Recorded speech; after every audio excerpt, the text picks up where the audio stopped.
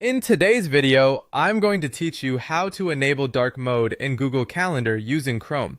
If you spend a lot of time in Google Calendar, switching to dark mode can make the interface feel more comfortable, especially in the evening or in low-light environments.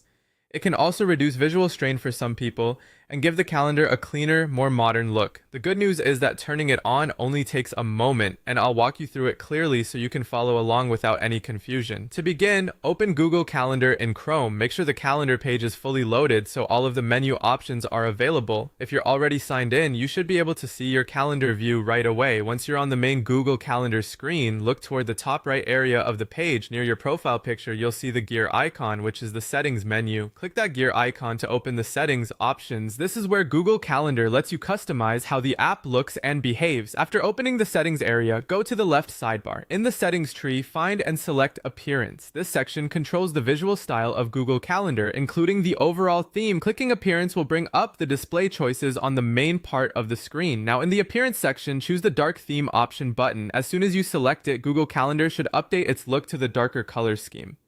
You'll notice the background, panels, and interface elements shift to darker tones while still keeping your events and text readable.